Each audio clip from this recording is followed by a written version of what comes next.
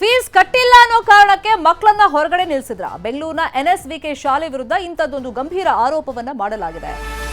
ಪದ್ಮನಾಭ ನಗರದಲ್ಲಿದೆ ಈ ಖಾಸಗಿ ಶಾಲೆ. ಫೀಸ್ ಕಟ್ಟಿಲ್ಲ ಅಂತ ಹೇಳಿ ಅಂತಹ ಮಕ್ಕಳನ್ನ ಹೊರಗಡೆ ನಿಲ್ಲಿಸಿದ್ದಾರೆ ಅಂತ ಹೇಳಿ ಆರೋಪಗಳು ಕೇಳಿ ಬಂದಿದೆ. ಫೀಸ್ ಕಟ್ಟಿಲ್ಲ ಅಂತ ಸುಮಾರು 7 ರಿಂದ 8 ಜನ ಮಕ್ಕಳನ್ನ ಹೊರಗಡೆ ಕಳಿಸ್ಬಿಟ್ಟಿದ್ದಾರಂತೆ ಆರೋಪ ಇದೆ.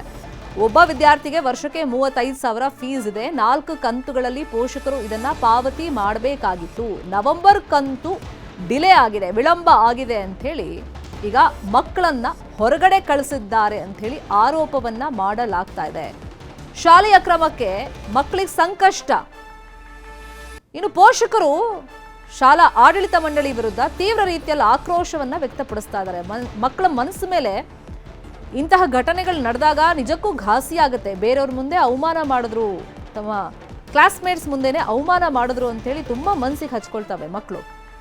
ಈ ಥರ ಸಾಕಷ್ಟು ಕಡೆ ಆದಾಗ ಈ ಥರ ಮಾಡಬೇಡಿ ಅಂತೇಳಿ ಕ್ರಮ ವಹಿಸಬೇಕಾಗತ್ತೆ ಅಂತೆಲ್ಲ ಎಚ್ಚರಿಕೆ ಕೊಟ್ಟರು ಕೂಡ ಈಗ ಫೀಸ್ ಕಟ್ಟಿಲ್ಲ ಅಂತೇಳಿ ಸುಮಾರು 7 ರಿಂದ 8 ಮಕ್ಕಳನ್ನ ಆಚೆ ನಿಲ್ಲಿಸಿದ್ದಾರೆ. ಮಕ್ಕಳಿಗೆ ಅವಮಾನ ಮಾಡಿದ್ದಾರೆ ಅಂತೇಳಿ ಪೋಷಕರಿಗೆ ಆಕ್ರೋಶ ವ್ಯಕ್ತಪಡಿಸಿದ್ದಾರೆ.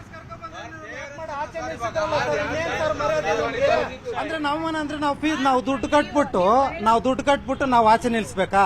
ನಮ್ಗೇನಂತ ಕರ್ಮ? ನಾವು ಗೌರ್ಮೆಂಟ್ ಸ್ಕೂಲ್ಗೆ ಹಾಕ್ಬೋದಲ್ವಾ? ಯಾಕೆ ಇಲ್ಲಿ ನಾವು ಓದಿಸ್ಬೇಕು? ಈ ಅವಮಾನಕ್ಕಿಂತ ನಾವು ಗೌರ್ಮೆಂಟ್ ಸ್ಕೂಲ್ಗೆ ಹೋದ್ರೆ 10,000ದಲ್ಲಿ ವರ್ಷಕ್ಕೆ ಮುಗಿದೋಗುತ್ತೆ. ಮೇಡಮ್ 8,000 ಚಿಲ್ಲರೆ ಕಟ್ಟಬೇಕು. 3 ಡ್ಯೂ ಕಟ್ತೀವಿ ಅಂತ ಹೇಳಿದೀವಿ. ಆಮೇಲೆ ಬಂದು ಇವ್ರು ಕೇಳಿದ್ರೇನು ತೆಗೆಯೋದೇ ಇಲ್ಲ ಅಂತಾರೆ. ಇವಾಗ ನೀವು ಬಂದ ಮೇಲೆ ಇವಾಗ ತೆಗೆದ್ಬಿಟ್ಟು ಆಚೆ ಬಂದವ್ರೆ. ಇಷ್ಟು ಜನ ಚಿಕ್ಕ ಮಕ್ಕಳಲ್ಲ ಮೇಡಮ್, ಇವ್ರಿಗೆ ಎಷ್ಟೊಂದು ಅವಮಾನ ಆಗುತ್ತೆ. ಫ್ರೆಂಡ್ಸ್ ಮುಂದೆಗಡೆ ಆಗ್ಲಿ ಇಲ್ಲ ಹೋಗೋ ಪಬ್ಲಿಕ್ ಮುಂದೆಗಡೆ ಏನಕ್ಕೆ ಇಷ್ಟೊತ್ತು ನಿಲ್ಸವ್ರೆ ಅಂತ ಅವ್ರಿಗೆ ಅವಮಾನ ಆಗಲ್ಲ. ಚಿಕ್ಕ ಮಕ್ಕಳ 9th ಕ್ಲಾಸ್ ಸ್ಟೂಡೆಂಟ್. ಈ ಬಗ್ಗೆ ಎನ್ಎಸ್ವಿಕೆ ಶಾಲೆ ಶಿಕ್ಷಕರು ಪ್ರತಿಕ್ರಿಯೆ ಕೊಟ್ಟಿದ್ದಾರೆ. ಫೀಸ್ ಕಟ್ಟಿ ಅಂತ ತುಂಬಾ ಸಲ ರಿಮೈಂಡರ್ ಮಾಡಿದ್ವಿ. ನವೆಂಬರ್ ಕಂತು ಡಿಸೆಂಬರ್ ಮುಗಿತಾ ಬಂದರೂ ಕಟ್ಟಿಲ್ಲ. ಹಂಗಾಗಿ ಮಕ್ಕಳನ್ನ ನಾವು ಮನೆ ಕಳಿಸಿದ್ವಿ. ಶಾಲೆ ನಡಿಬೇಕು, ಶಿಕ್ಷಕರಿಗೆ ಸಂಬಳ ಕೊಡಬೇಕು ಅಂತೆಲ್ಲ ಸಬೂಬನ್ನ ಕೊಟ್ಟಿದ್ದಾರೆ. ಟೀಚರ್ಸ್ಗೆ ಸ್ಯಾಲ್ರಿ ಎಲ್ಲ ಕೊಡಬೇಕು, ಎಲ್ಲಿಂದ ಬರುತ್ತೆ? ಟ್ರಸ್ಟ್ ಅವರು ಕೇಳ್ತಾರಲ್ವಾ? ಫಂಡ್ಸ್ ಬೇಕು. ಫೀಸ್ ಕೇಳಿದ್ರೆ ತಪ್ಪ? ಫೀಸ್ ಆಲ್ಮೋಸ್ಟ್ ನಮ್ದು ಮಿನಿಮಲ್ ಫೀಸೇ ಇರೋರ್ಗೆಲ್ಲ ಇರೋದು, ನಾರ್ಮಲ್ ಫೀಸೇ ನಮ್ದು ಇರೋದು. ಸೊ ಪೇರೆಂಟ್ಸ್ ಇಷ್ಟೆಲ್ಲ ಹೇಳ್ತಿದ್ದಾರೆ. ಸೊ ಫೀಸ್ ಕಮ್ಮಿ ಆಗಿರೋದ್ರ ಬಗ್ಗೆ ಯಾವ ಸ್ಕೂಲಲ್ಲಿ ತಾನೇ 4 ಇನ್ಸ್ಟಾಲ್ಮೆಂಟ್ 5 ಇನ್ಸ್ಟಾಲ್ಮೆಂಟ್ ಕೊಡ್ತಾರೆ. ಸೊ ಲಾಸ್ಟ್ ಇಯರ್ಗಿಂತ ಮ್ಯಾಮ್ ಈ ಸಲ ಕಮ್ಮಿನೂ ಕೂಡ ಮಾಡಿದ್ದಾರೆ ಫೀಸನ್ನ.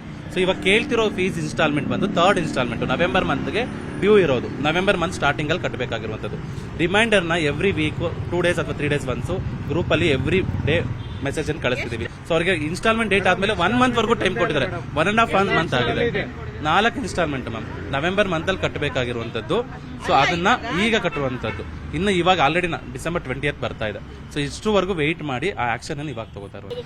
ಹೌದು ಮೇಡಮ್, ನಾವು ಆ ಲಿಮಿಟ್ ಮೀರಿ ನಾವು ಮಾಡ್ಬೇಕಾಗಿ ಬಂತು. ಅಲ್ಲ, ನವೆಂಬರ್ ವರೆಗೂ ಟೈಮ್ ಕೊಟ್ಟಿತ್ತು, ಡಿಸೆಂಬರ್ ಮುಗಿತಾ ಇದೆ. ಫೀಸ್ ಕೇಳೋದು ತಪ್ಪ?